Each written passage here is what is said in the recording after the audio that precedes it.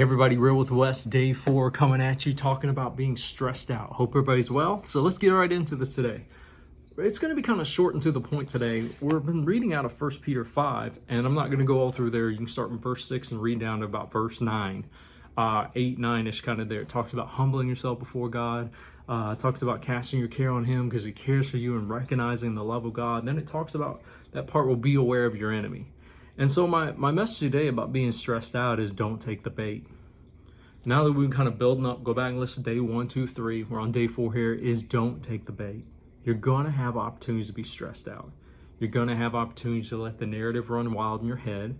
You're going to have opportunities to feel the pressure, to take on unnecessary demands, to create your own demands that no one else is creating for you, to create something that's unrealistic, to create our own outcomes, to feel the pressure that does get dumped on us by other people or life or situations. And you're going to have that opportunity where you're going to have to pull aside and take a deep breath and refocus and recalibrate, or you can take the bait and jump right into it. And I know it's like, man, it just got down to that simple. It's like, yes, there's an element of this. You have to take responsibility and give a quality decision that I'm going to choose today not to take the bait when it comes to. Now, the opportunity, the enemy is going to show up. But what is that bait ultimately? To get us over in pride. That's what that passage talks about. The easiest way to inflict stress upon ourselves is to entertain the pride of thinking, I've got to do something about it. I have to fix this. I'm the only one that can fix this. And it's this total absence of not trusting God and then dumbing down everybody around you as if they couldn't do something themselves too.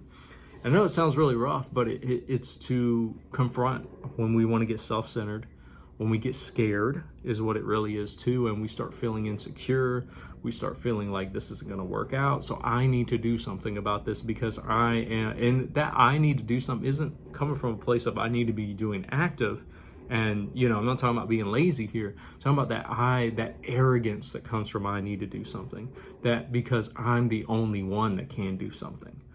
And that's the bait that happens. And when we take that bait, boy, stress comes down on us really hard. We start trying to push things. We get really driven. We get real short. We get snappy. I know nobody does that. I'm talking about myself here only, I think. But we have to make sure we don't take that bait, because also they'll drag us over in strife. And where there's strife, there's envy, there's jealousy, there's confusion, and every kind of evil work. And we just start hurting people. We start becoming toxic to people. Stressed out people injure other people a lot is what happens, actually. Stressed out people make other people stressed out is what happens. You know what it's like to be around that really high, strong, stressed out person probably looking back at you in the mirror right now? It stresses you out. It stresses other people around. And I say that, seriously, but with a little bit of humor to kind of soften it. But you got to make this quality decision not to take the bait and recognize it and be aware of it. And that's why word says, humble yourself under the mighty hand of God. What is that saying? God, you are God. I am not.